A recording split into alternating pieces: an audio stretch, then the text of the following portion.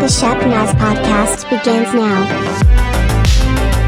Welcome to the Shepnaz Podcast. I'm Joe, and I'm your host today.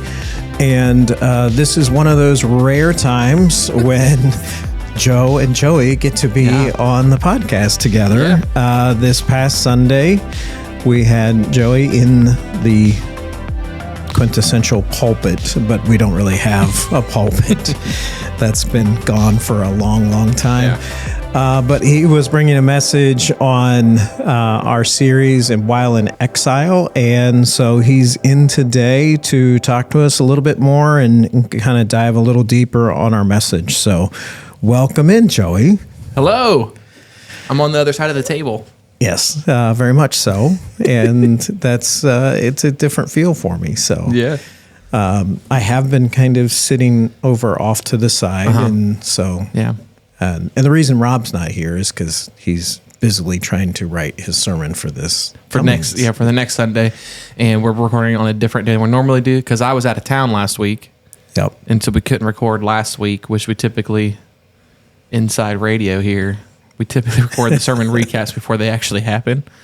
But it's kind of nice because then you get practice at your sermon. But I was in Idaho last week. So this one is nice and tropical this time of year. So we are actually talking about the sermon. This is an actual recap episode. You delivered it, which very rarely happens. Yeah. We're actually doing it in real time kind of thing. So you got the privilege to be able to do this. And did you pick your passage of scripture? I didn't. So Rob, there's a couple of things that were kind of like perfect storm that Pastor Rob really needed somebody to preach last week. And he went to everybody and nobody was willing to jump in. And I was like, well, I'm going to be in Idaho the whole week. But like, I'll do it if you need me to do it. I just said, just tell me where you're leaving off in 1 Peter and I'll get to it. And spoiler alert for what's coming up, but the passages that were next were this one, which I had to talk about how our relationship to government, which everybody's really excited about hearing that, especially right now. And then the next portion was how slaves and masters were to behave with each other. And then the next was how wives and husbands. And I thought, thanks, Rob. Gave you the absolute best part. I was like, we couldn't have done some, but it's okay because this sort of stuff really challenges me. The last church I was a part of, we approached sermon series more topically, and so you could have a topic, and then you could build it around that. Mm-hmm. Typically, rather than we did some verse by verse, like we went through the whole book of Revelation too, but we also like a lot of times we were doing some topical stuff, and so it's a little bit easier. So you kind of pick whatever verses that you want to pick from. Where here, when you preach verse by verse, you have to let the text speak. Yes, and so I can honestly say I've never preached on this before, and I learned a lot. Well, that's good. I learned a lot. That's good. I mean, that's part of it, right? Yeah. So, do you want to get into the actual passage then? Or? Yeah. Let me read it, and we'll just so it kind of reminds us kind of where we are. We are in 2 Peter, starting at verse 11, and we went through verse 17. It says, "Dear friends, I urge you, as strangers and exiles, to abstain from sinful desires that wage war against the soul. Conduct yourselves honorably among the Gentiles, so that when they slander you as evildoers, they will observe your good works and will glorify God on the day he visits. Submit to every human authority because of the Lord, whether to the emperor as the supreme authority, or to governors as those sent out by him to punish those who do what is evil and to praise those who do what is good. For it is God's will that you silence the ignorance of the foolish people by doing good. Submit as free people, not using your freedom as a cover-up for evil, but as God's slaves. Honor everyone, love the brothers and sisters, fear God, honor the emperor." All right. Well, a lot of good stuff there. Yeah. And I started it, we talked about, and one of the things I don't think any of this is like revolutionary to our thinking. Right. a person who isn't a Christian would probably read this and be like, yeah, that makes sense. Like, that's how a decent human being would live. Right. That you don't do wrong things, that you respect people, that you love people. And so I don't think anybody would look at that and be like, that would be odd. I think the problems that we face, though, are there's some kind of minutia that we get wrapped up in as Christians. And I think that there were times, probably in the last 60 to 70 years, that especially our kind of the evangelical circle of Christians strayed away from some of this, or put emphasis on things that aren't necessarily a part of this. And we'll talk about that when we get to it. But okay. But I think maybe before we do that, just to remember that this is kind of a turning point, I think, in Peter's book or Peter's letter, that he has been talking about, kind of reminding the people that he's talking to who they are, why they are where they are, that God's got them, that he's made a covenant with them, and he's not going to forget that. Because if we remember, these Christians are dispersed. Right. Rome has burned to the ground. One of my favorite things in the world is at Epcot in Disney World. There's if you ride the ride that's in the big golf ball. Yes. It's called Spaceship Earth. Yep. There's a scene in there from Rome burning. And so, like, my favorite thing is to be like, that's not why it burnt down, because they have what happened to it. Yeah. But that's not really what happened to it. Like, Nero burned it down on purpose, and then blamed the Christians for it.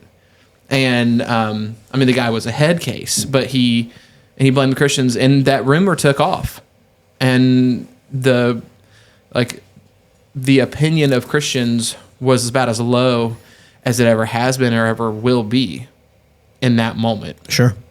And so they are dispersed. They have no home. They have no reputation in the community, or if they do, it's a really poor reputation. And so they're really struggling with who they are and kind of what they think God has for them. And so Peter, in the first chapter and a half, is reminding them, he says, you're chosen, you've been given new birth and a living hope. You are a living stones, that you're a chosen race, a royal priesthood, a holy nation, a people for his possession. Just like hammering time and time again, like, you are who you are because of God, and that he's got you. And just reminding them that, like, they have a place that they can belong. They have a family. They have a hope. They have a future. Hey everyone, Pastor Nick here. I'm in Johnstown, and I'm on site at our brand new Shepherd Church Johnstown campus location. You can see the church here in the background. We've been hard at work getting this thing ready for our launch Sunday, which is going to be happening on Easter, March 31st at 10:45. We'd love to invite you to help us get the word out. We'll be here on that Sunday, March 31st, 10:45. The address is 280 South Main Street, and we hope to see you soon.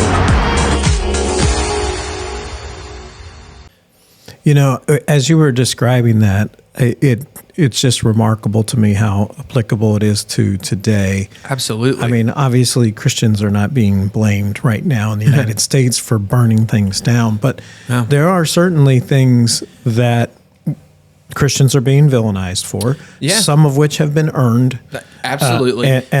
But some of which is just been piled on. And I would say that in the West, and probably in Europe too, the opinion of Christianity and Christians in general has not been lower for a long time. Right. And I referenced a report that's come from Fuller Youth Institute in Barna that kind of categorized how people view and how young people view Christianity versus how they view Jesus. And young people are increasingly willing and want to learn more about Jesus because they read about him and they read about the revolutionary things he did and think, I want to be a part of that because of kind of who he was.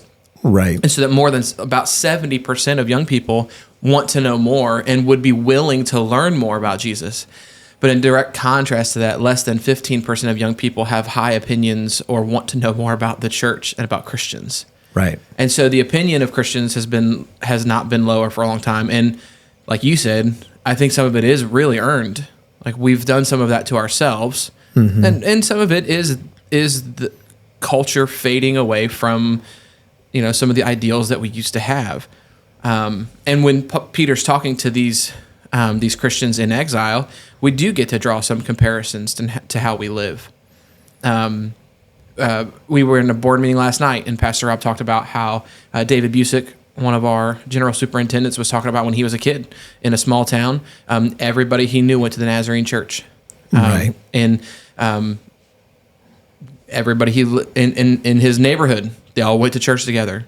They prayed before school, all that stuff. And I'm not saying that I think that we need to get back to that, to where teachers are praying. I mean, I'd love for teachers to pray in public school. I don't know that that's ever going to happen again. I don't think that's the right thing to aim for. But it is we do live in a different culture. Yeah. And I think one of the things that happened was the church, specifically in America. So if our friends from Canada or Europe are listening right now, Right. So some of this is specific to America. I think we got really comfortable in the mid 1900s with where we thought the church stood in the community, and we got really comfortable and kind of brushed up against power, like we thought we could not fall. Yeah, I would say, especially from like the 50s through the 80s, that seemed to be that period of time. I grew up kind of in the 80s, and I can remember the whole moral majority. That was a thing. But I think it was even farther back. If you look after World War II, people coming home and they were wanting to, let's have a family and let's rebuild this country, and everything that would fall out from that. There was that golden era that many times people look back to now, the 50s especially, where like you had all the crusades going on from all the traveling evangelists, and at that time there was a very high opinion of the church and of Christianity in general, but then it just started to wane away. Right. And I think it's good though to then look back, but also be able to think critically about it as well.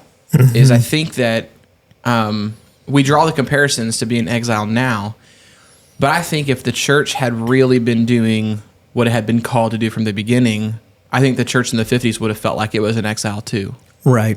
Because we can look back and see that the church in America didn't always make the right decisions even then. Sure. And it probably took too long. It was way too long for the church to get on board with the civil rights movement. Most churches were deafeningly silent through slavery in the 1800s.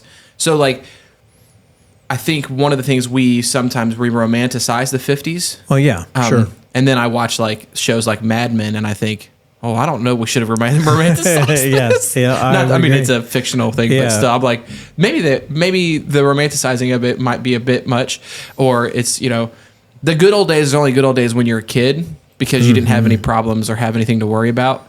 But you didn't realize what was really going on. I think about the good old days in the 90s when I could ride my bike around Grove City and not have a care in the world.